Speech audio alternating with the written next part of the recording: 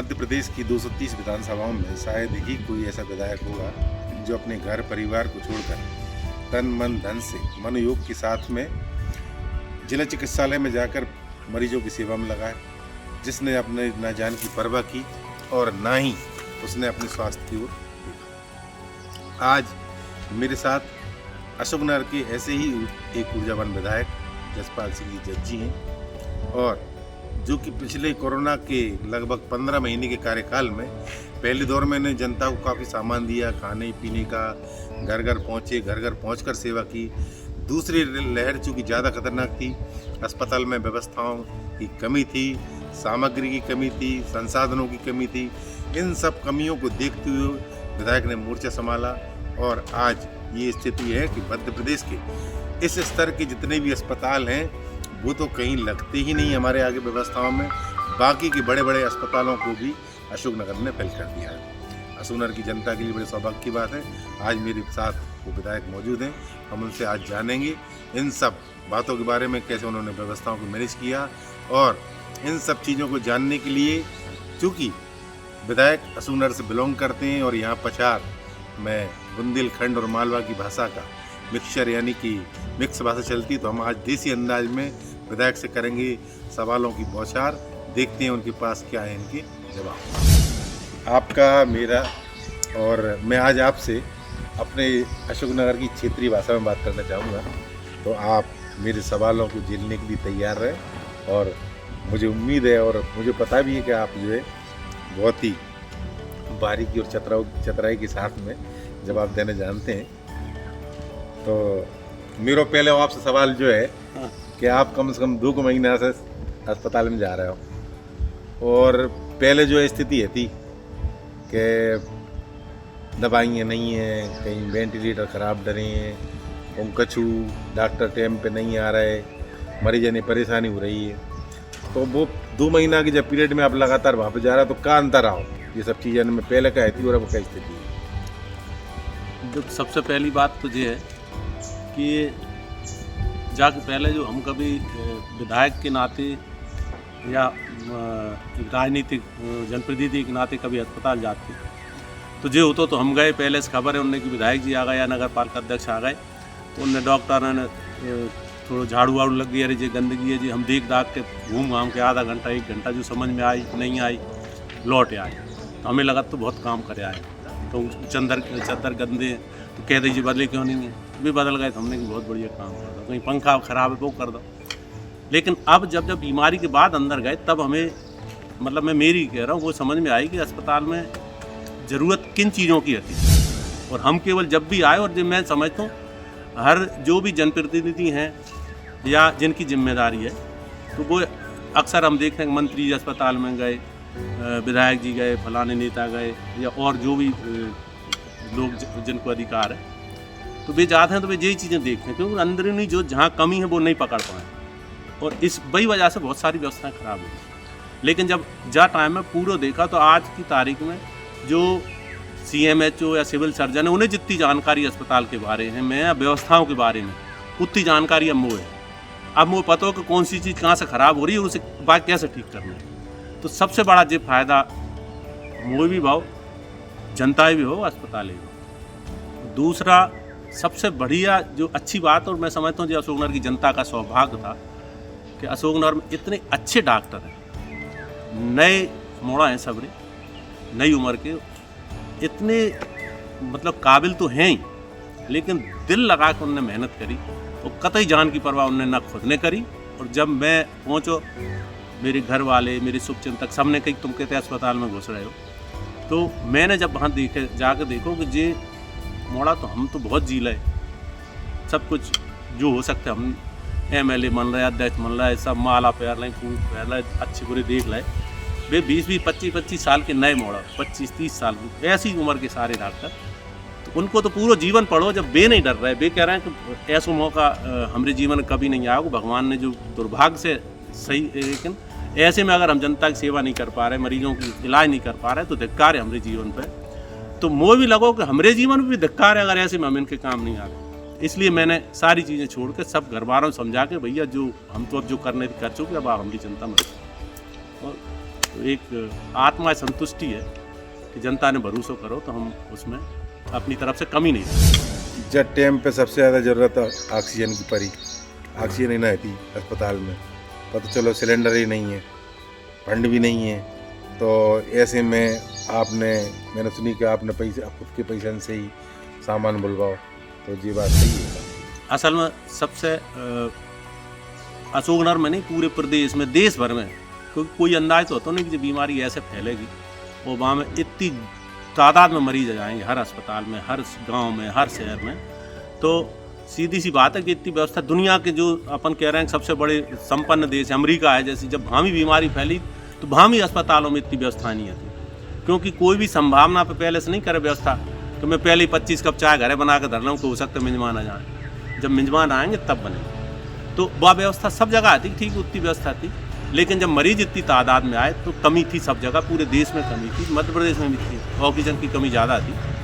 तो हम लोगों ने ऑक्सीजन के लाजे कई बार ये परिस्थितियाँ बनी कि ऑक्सीजन सिलेंडर जिसमें ऑक्सीजन भरवा के लाते थे, सिलेंडरों की संख्या कम थी पहले, क्योंकि इतनी लागत नहीं आती अस्पतालों में, तो उतने ही थे, सरकार ने भेजे थे भाई 50 पहले थे, 100 भेज दिए सरकार ने, लेकिन जब जैसे बीमारी फैली तो 150 भी बहुत कम पड़ रहे थे। तो कई बार ये हो जाए कि गाड़ी भरवे ग्वालियर गई है, 4 घंटा में लौटेगी, तब तक हमारे यहाँ दूसरे सिलेंडर ही खाली होगा। तो अब स्थिति जाके बात 4 घंटा में लौटेगी, ऑक्सीजन 2 घंटा की बची, क्या करें।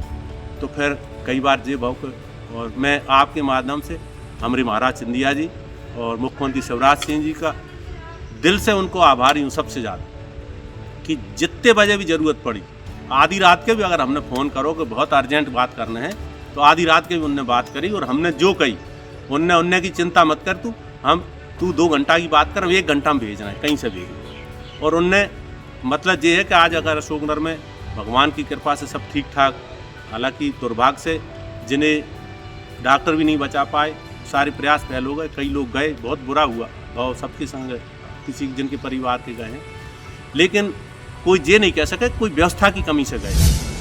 तो इस बात की संतुष्टि, और जब बात की संतुष्टि कि हमारे नेता सिंधिया जी और शिवराज सिंह जी ने आधी रात के भी हमने कही तो तत्काल मदद पहुंचाई अशोकनगर अस्पताल, जैसी भी ज़रूरत लगी। सिलेंडर की बात करी आपने, सिलेंडर की हमने कही, मैंने सिंधिया जी से, महाराज से, मुख्यमंत्री जी से, उनने तत्काल की, लेकिन सिलेंडर पूरे प्रदेश में ही न मिल रहे थे। और कलेक्टर साहब से बात भी हमने ही बात करी, गुजरात की कई कंपनियां जहाँ बनते हैं, तो चाहे सिलेंडर की रेट 8-10 हज़ार रुपया में मिलत तो जब कंपनियों से ही बात करें तो उनने 30 और 35 हज़ार रेट बताई। अब स्थिति जाएगी, सरकारी प्रक्रिया है, मेरी कलेक्टर साहब बोले अगर इतने में मैं खरीद लूँगा तो मैं तो कल ही सस्पेंड हो जाऊँगा, इतने महंगे तूने खरीद ले, जा थोड़ी मानेगा वहीं से इतने महंगे। अब लेकिन ज़रूरत है तो फिर मैंने फिर ये कहा कि आज से मैं सरकारी प्रक्रिया मैं नहीं देख रहा हूँ कि कैसे क्या करोगे, जहाँ मोह लगो कि जहाँ तत्काल में होने, तो मैंने किसी का मोह नहीं देखो। मैंने सिलेंडरों की ज़रूरत थी, मेरी बात वही बात, तो एक दोस्तों से लगातार बात ही करत, तो मैं इंदौर, भोपाल, ग्वालियर, जबलपुर, जहाँ भी हो सके, तो 50 सिलेंडर की बात वही मिल रहे हैं, कितने मिल रहे हैं, उन्हें कितने मिल रही। मैंने कि जल्दी अकाउंट नंबर भेज, मैंने फटाक से पैसा अकाउंट में डाले, वो 50 सिलेंडर मिल गए। तो बात हमारी बहुत मदद हो गई, क्योंकि सिलेंडर भरे हुए दूर जाना पड़ा, तो भी खाली करो फिर भी नहीं भरवे जाओ। ऐसे ही मुख्यमंत्री जी से निवेदन करो, उनने तत्काल 50 सिलेंडर पर उनने भेजे, लेकिन समस्या उनके सामने होती, जब बनकर बिन ऑर्डर दे रखे हैं आए तब भी भेजें।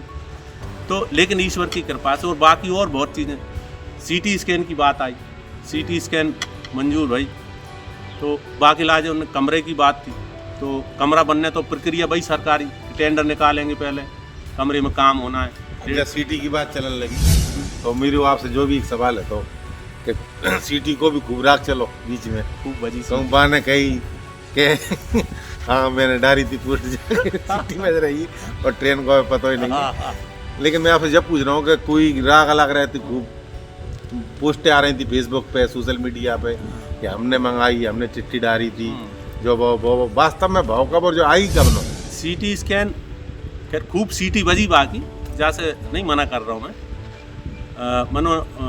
मैं तो मेरे हर आदमी को अपना काम करने का तरीका है। मुझे जैसे पता लगा हमरे जहाँ के कई नए लड़के हैं जिनमें समाज सेवा की भावना भी लगातार लगी थी, तो मैंने पढ़ो के पोस्टें डाल रहे थे CT होना चाहिए अस्पताल में, तो मैंने जो है महाराज सिंधिया जी से बात करी, उनने तत्काल प्रभुराम चौधरी से बात करी।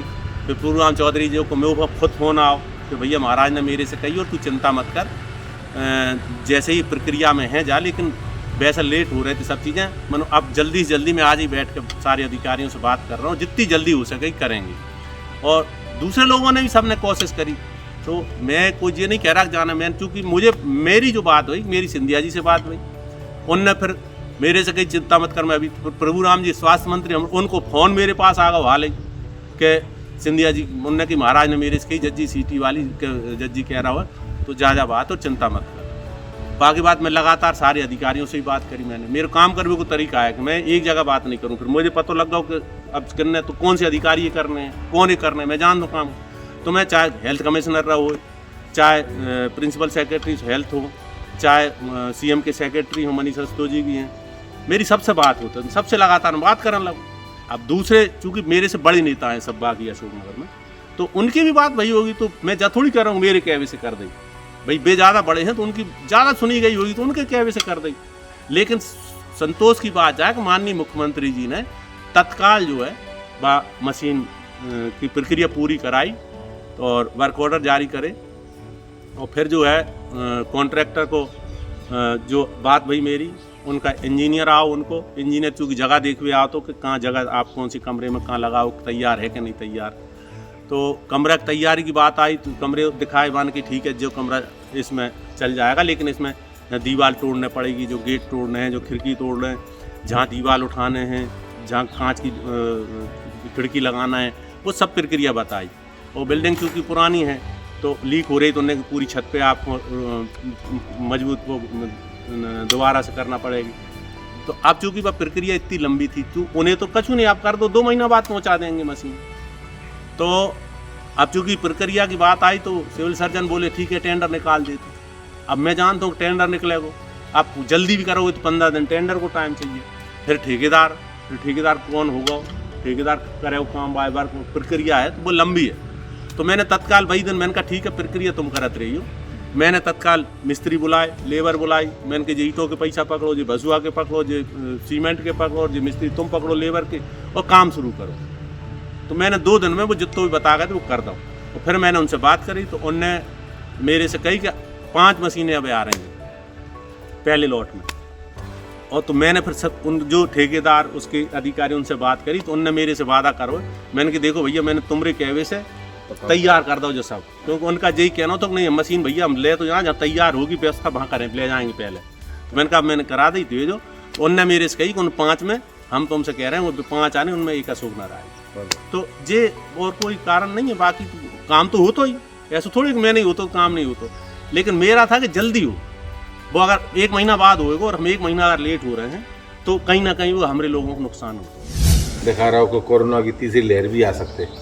सिंगापुर में भी अभी कछु मुड़ने वाली वायरस मिली, बम्बई में मिली, और वो बता रहे हैं कि वो जतरे को है कि वहाँ में कोरोना ना तो पॉजिटिव आ रहा हो, न कोरोना जैसे कुछ लक्षण आ रहे हैं, और कहूँ हार्ट फेल हो रहा होगा, कहूँ वो हो रही। तो इस तरह की अगर वो बंद पोजीशन तो अशोकनगर में कछु जगह के बारे में प्लान करोगा? मेरी आज ही बात भई है सवेरे, और आज शाम के ही हम मीटिंग करने वाले हैं अस्पताल में कि निश्चित रूप से बहुत ही चिंता की बात है कि जो तीसरी लहर की बात अभी तक तो चल रही थी कि आ सकते, लेकिन अब संकेत ऐसे हैं कि शायद बच्चों में कई जगह उसके मरीज मिल गए और बच्चों को प्रभावित कर रही है। तो आज हम शाम के टाइम सिविल सर्जन, CMHO और बैठ के उनके संग में मीटिंग कर रहा हूँ, और हम एक वार्ड अगले 2-3 दिन में ही एक वार्ड अलग से बच्चों को तैयार करके पहले से रख रहे हैं। और वहाँ में क्या सुविधाएँ चाहिए, ऑक्सीजन सिलेंडर या जो भी, तो वो सब हम कर रहे हैं। अगले 2-3 दिन में वो वार्ड हम तैयार कर देंगे। वो मैंने उनसे डॉक्टरों की जिसकी कि वहाँ में जो भी चीज़ की कमी होगी वो पूर्ति मैं करेंगे, क्योंकि कानूनी प्रक्रिया में बिल्कुल नहीं समझ रहा हूँ। कानूनी प्रक्रिया में समझता हूँ, क्योंकि मैं खुद 10 साल नगर पालिका अध्यक्ष रहा हूँ। तो कानूनी प्रक्रिया एक अलग होता है कि आप कोई भी काम करो। और बताओ जैसे ब्लैक फंगस चल रही है आजकल, हाँ, तो जाके दवाइयाँ इंजेक्शन वगैरह नहीं मिल रहा बाजार में, ब्लैक मार्केटिंग, ब्लैक फंगस जगह हो रही है। ब्लैक फंगस का अब हमारे जहाँ 2 मरीज आए थे, लेकिन वे 2 ही बहुत गंभीर स्थिति में आए थे। अच्छा। तो जैसे ही आए तो डॉक्टरों ने जैसे ही देखो ब्लैक फंगस है तो हमने तत्काल उन्हें रेफर कर दिया भोपाल। तो वहाँ चूँकि बात करके वहाँ स्वास्थ्य मंत्री जी से बात होती है मेरी जब भी ऐसा कोई केस आता है। और बाकी जहाँ भी जो मदद कछु दवाइयों को इंतजाम करो का सुना नहीं, जहाँ ब्लैक फंगस की दवाई कोई ऐसी दवाई तो है नहीं, जैसे कोरोना को मान के चलो कोविड का इलाज है तो वहाँ में जो ट्रीटमेंट दे रहे हैं तो असल में ब्लैक फंगस तो असल में कोविड जो पेशेंट आ रहा है उसमें ही हो रहा है, तो वो ट्रीटमेंट तो वहाँ को कोविड को चल रहा है। लेकिन जैसे उसकी आंखों में सूजन या ये सब हुई तो चूंकि अभी तक 2 पेशेंट आए हैं तो दोनों भी बाकी अगर थोड़े बहुत इंजेक्शन होंगे जहाँ तो जनता है आज हाँ तो बाकी इमरजेंसी बाकी बात कर रहे हैं। मैंने आज ही बात करी थी, एक अशोकनगर को एक पेशेंट इंदौर में भर्ती है तो वो इंजेक्शनों की अभी बता रहे हैं बहुत कमी, तो वहाँ भी नहीं मिला। तो मैंने वहाँ तुलसी सिलावट जी हैं मंत्री जी, मैंने उनसे कही है कि वो वहाँ पेशेंट इंदौर में ही भर्ती है, एमवाई में ही भर्ती है, लेकिन वहाँ भी दिक्कत जा रही है। तो मैंने उनसे कहा आप उपलब्ध कराएं कैसे, अगर मेरी जब वहीं भर्ती है तो। और ये भी बात अब आगे जैसी होती करेंगे, लेकिन 2 आए थे तो बड़े दुर्भाग्य से पहलो तो पहुँच ही नहीं पाओ भोपाल, और दूसरो भोपाल हमीदिया में भर्ती जहीं से बात करके मंत्री जी के से उनने सेक्रेटरी के ही सब तो भर्ती तो करा था, तो लेकिन वो 2 दिन बाद वो भी खत्म हुआ। तो बहुत खतरनाक बीमारी है, सब जने जाओ ध्यान रखें भैया। और बात निवेदन नहीं है सबसे कि भैया एक तो सबसे बड़ी बात ये है कि आपके माध्यम से जनता से निवेदन भी करता हूँ कि जिनके इलाज जो अभी तक पेशेंट आए हैं ब्लैक फंगस के हमारे जहाँ तो निकले तो वो शुगर के पेशेंट थे। अच्छा, तो शुगर की बीमारी वाले डॉक्टरों को भी क्या हुआ जिन्हें शुगर है उन्हें ज़्यादा खतरा है, उन्हें भी है, और जो उन्हें ऑक्सीजन लगा है अस्पताल में जिन ऑक्सीजन भी है, जो जिन्हें स्टेरॉइड ज़्यादा लगे भाई हाँ तो बड़ी समस्या है, बहुत सावधानी की जरूरत है। जहाँ में अस्पताल पे डिपेंडेंसी कम रखें और जैसे सिम्टम दिखाएं नहीं कहीं तो अस्पताल पहुँच जाए। अब दूसरी बात जब एक बीच में जब बहुत ज़्यादा मरीज आ रहे थे अस्पताल में और बहुत ही जल्दी में सुनने जगह नहीं थी, तो बट टाइम पे आपने हनुमान चालीसा को पाठ करो अस्पताल में, तो कहाँ पे लग रहा तो कभी डॉक्टर मास्टर का जो न कर पाएंगे, भगवान की बात चलो सीधी नहीं। देखो एक बात बताऊँ कि डॉक्टर भी जब कोई मरीज की मदद करते हो, डॉक्टर के इलाज से अगर मरीज बच जाते हैं तो अपन जाके थे जो तो भगवान बन गए डॉक्टर आ जाए, क्योंकि ये तो मान्यता है ही कि बाटाइम डॉक्टर भी उसमें भी भगवान ही प्रत्यक्ष रूप से मदद करते हैं। तो जब भगवान ही बचाने तो फिर हम भगवान की शरण में भी सीधे हैं। और मेरे जैसो आदमी तो शुद्ध रूप से भगवान की शरण वालों ही है कि भगवान आप ही रक्षा करो, प्रार्थना करी। और मैंने बादन जो लोग सुन रहे थे और आप भी सुनोगे अब अभी, तो मैंने ये भी कही थी कि आज हनुमान चालीसा सच्चे दिल से और सारे मरीजों से करवाओ, मैंने सबने हनुमान चालीसा को पाठ करो तबीयत से। और बहुत बड़ी टाइम लोग देखे, लोगों के चेहरे पे रौनक बदल गई थी मरीजों के, जो उठे नहीं थे 2-2 3-3 डरे थे वे खुद ही उठ के बैठ गए और वे भी हनुमान चालीसा पढ़ने लगे। तो एक तो आत्मबल बढ़ता भगवान के नाम से आपको, ठीक है, और मरीजों को भी आत्मबल बढ़ता। और मैंने भाई दिन मरीजों को भरोसा दिलाओ सारे डॉक्टर सबसे कि मैं आप ही भरोसे दिला रहा हूँ कि आज से मरीज घटना कम हो जाएंगे। और प्रमाण है, जाके आदमी आप रजिस्टर उठा के देख लो कि 22 दिन से मरीजों की कमी आई, 22 दिन से मृत्यु दर कम हुई अशोकनगर अस्पताल में। और आज ईश्वर की कृपा से मतलब बिल्कुल लगभग 2.5-3% जो है पॉजिटिव निकल रहे हैं हमारे यहाँ केस। तो ये ईश्वरी कृपा है। आप अस्पताल में और कमी दिखा रहे हैं कि ये काम बहुत जरूरी करो अस्पताल में। बाकी तो जो एक जैसे सीटी स्कैन कमी थी वह आई गई समझ लो, एक ऑक्सीजन प्लांट लग रहा है, बाकी उनके बात हुई है जिनको ठेकेदार से, तो लेकिन वहाँ में थोड़ा वो 1-आध महीना बता रहा हूँ, 1-आध महीना में कर दूँगा।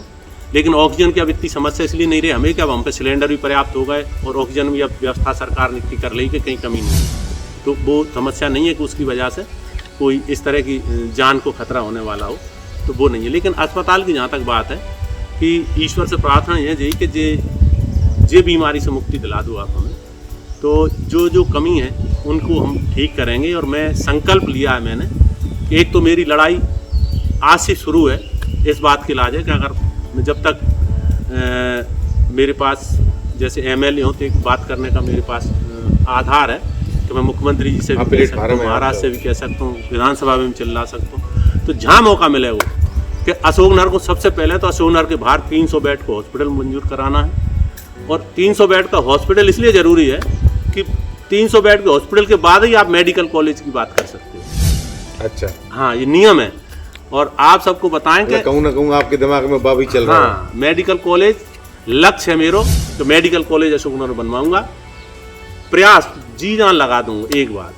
और रही बात ये कि जे अभी हाल भगवान की कृपा से हमने जाके 3-4 महीना पहले जब कोविड की महामारी नहीं चली थी तो बीच में ठीक हो गई थी जैसे पोजीशन, तो हमने अशोकनगर अस्पताल को नंबर 1 बनावे को अभियान पूरे प्रदेश में चलाया। तो मुख्यमंत्री जी के आह्वान पर हम लोगों ने वहाँ में सारे शहर की जनसहयोगी संस्थाएं, समाज सेवी संस्थाएं, उनने मदद करी थी जो कर सकते सुधार, लेकिन वो बहुत कम हो पाया। तो क्योंकि तब तक मैंने कही ना कि हमें खुद ही अंदाज ना तो जहाँ करें का। अच्छा एक बात कमी का है पूछ रहा हूँ मैं कि अशोकनगर में पहली बार भाव के विधायक भी यहीं से सांसद है, यहीं से मंत्री भी है, 3 और एक ही भाभी पार्टी रूलिंग पार्टी की 3 जो उनकी सरकार है।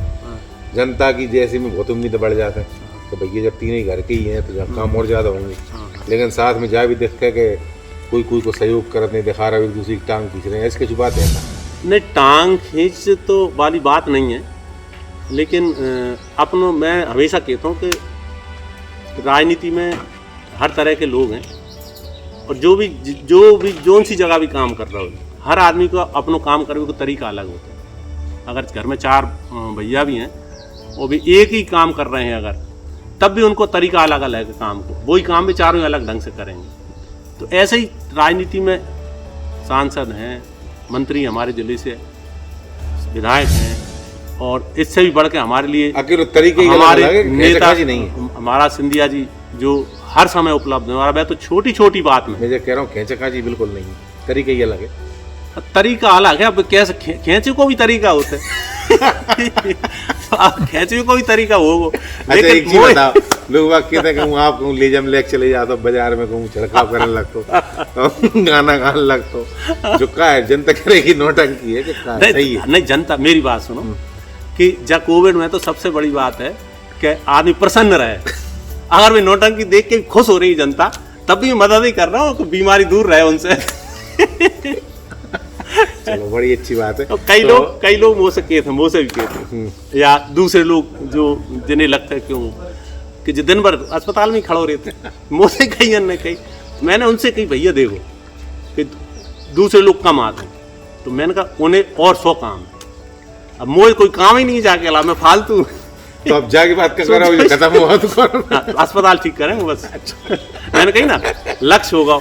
अच्छा ये तो कह रहे नंबर 1 अस्पताल बनाने, लेकिन मैं एक बात आपसे बहुत सीरियसली कह रहा कि जैसे जैसे आपने ये सेवा भाव का काम करो, अस्पताल गए, इतनी मेहनत करी, खुद के साथ आप ही करो ना खुद ही हुआ, तो आप काफ़ी घर पे भी परिवार में भी कई लोगों ने भाव बाकी बाद में भी आपने जाओ बिल्कुल वहाँ पर बंद नहीं करो। तो जो आपकी पहले पहनना है थी, पहले जो है वे तो यहीं, और जो ना है वे भी हो गए, तो उनके वास्ते कछु क्यों हुए का आपके संदेश के क्या करना चाहिए उन्हें भी, जनता के प्रति क्या जवाबदारी वे निभाएं?